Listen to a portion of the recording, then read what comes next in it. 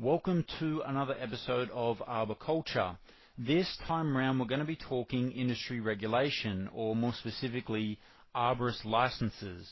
We have all been crying out for industry regulation for as long as I've been an arborist, and it's probably one of the biggest pain points of the industry.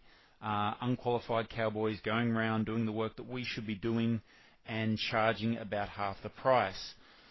We do need to clean up the industry. Everyone agrees. Everyone wants regulation, and it is finally here in the form of licenses, so to become a licensed arborist. Now, that being said, it is not yet law. The Australian government has indicated to us, or to Arboriculture Australia, that they are willing to license arborists and regulate the industry, but we have to show them that we want regulation by voluntarily purchasing a license for ourselves. Now, Arboriculture Australia has set up a licensing program, and I caught up with the General Manager, Roxanne, to talk in a little bit more detail about it, and this is how it went. Tell me, Roxanne, when did Arboriculture Australia begin issuing licenses, and what prompted it? So the licence was initially launched at our 2017 annual conference, which was in Canberra, and the first licences were actually issued at the conference. Right. It was prompted by that call for industry regulation. Some time ago, we had spoken with government representatives about how we would go about having the industry regulated, and the advice that was received was that the first step was to introduce a system of voluntary licensing, and then when we get to 10,000 members, the government will consider regulating the industry. Wow. Okay. That's huge. All right. And what's the response been like so far? It's a mixed response. The big companies that would be the ones that really got things going are concerned about the administrative overhead for them of actually going through the process of providing all of the documentation that's necessary for their staff to be issued licenses.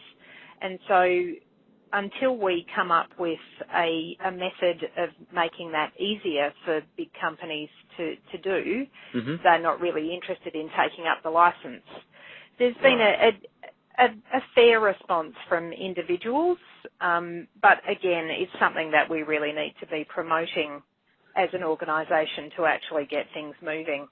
Yeah. And we have a plan in place for that. Okay, great. Yeah, and that's what sort of prompted this interview for me. I discovered it on your site, and I thought, I had no idea that you guys are doing this. I thought, wow, we really should do a bit of an interview, and we can promote it there. Hopefully I can promote it to some of my guys and help get the ball rolling.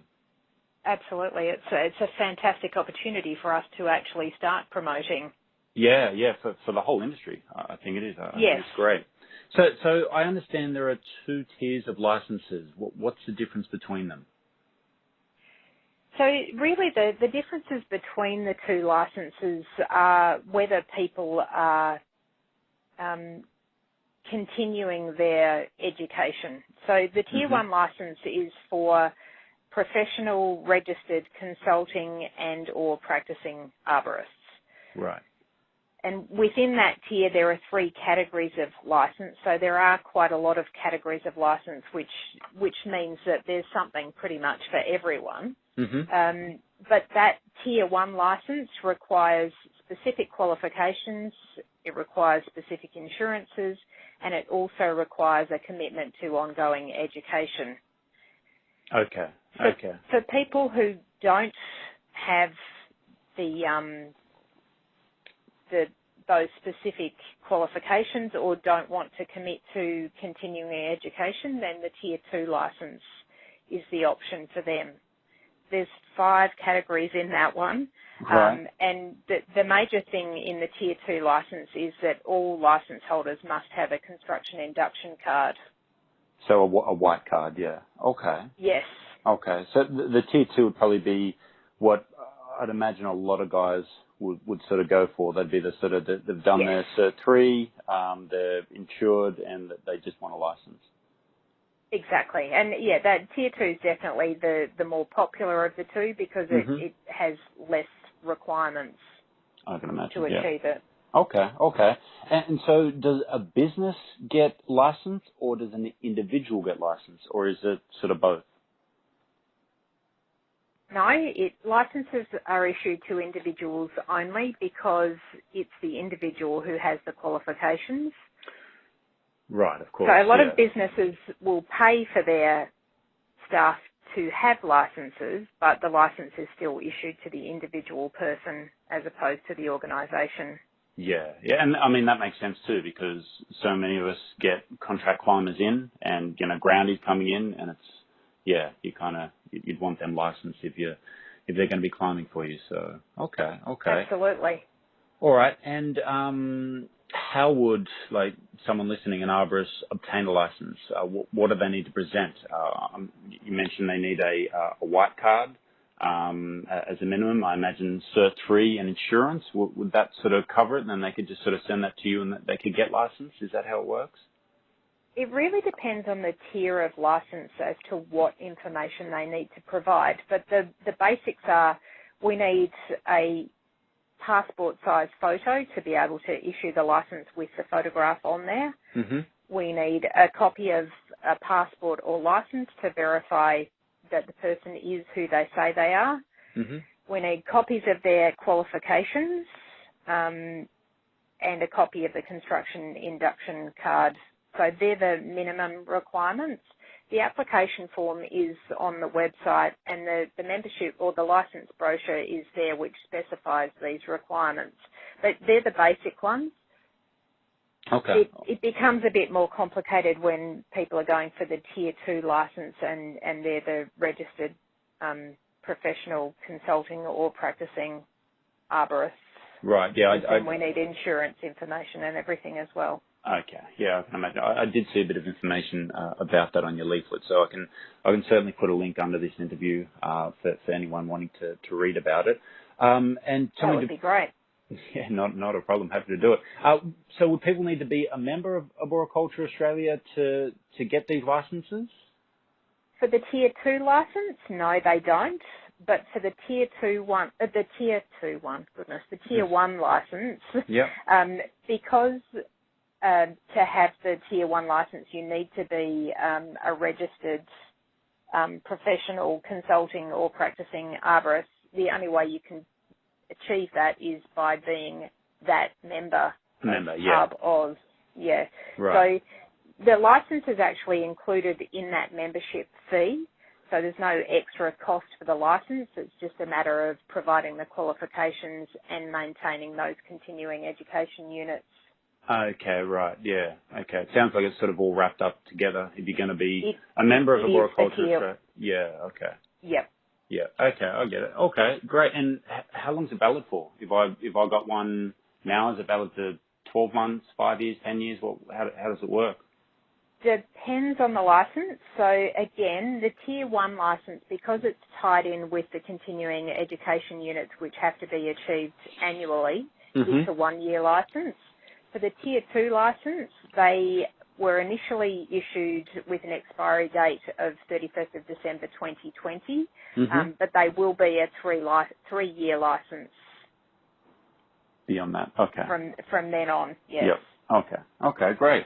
And tell me, so we have spoken a lot about industry regulation. You hear it through the industry all the time.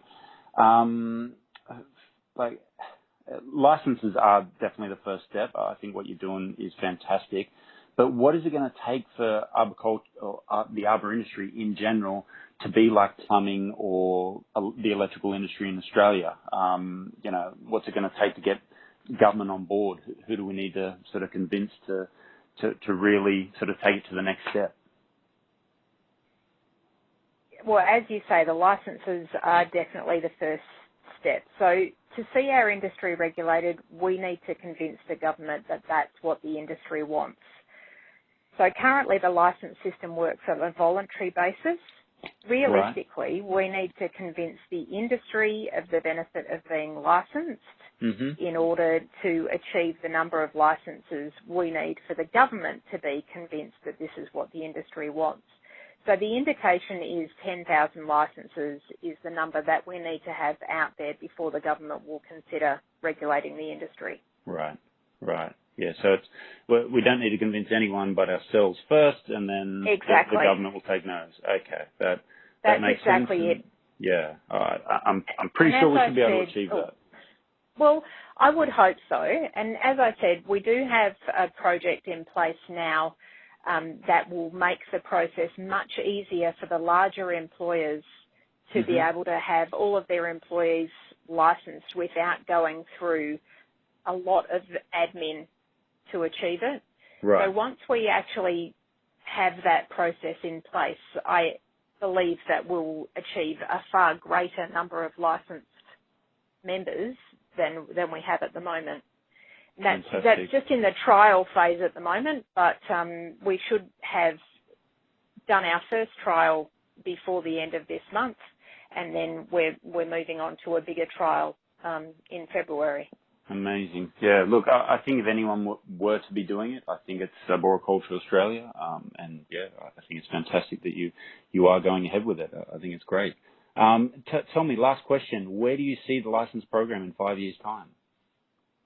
Well, I would hope that we would be very close to industry regulation by then. I anticipate that by the end of 2019 we will have thousands of licenses issued.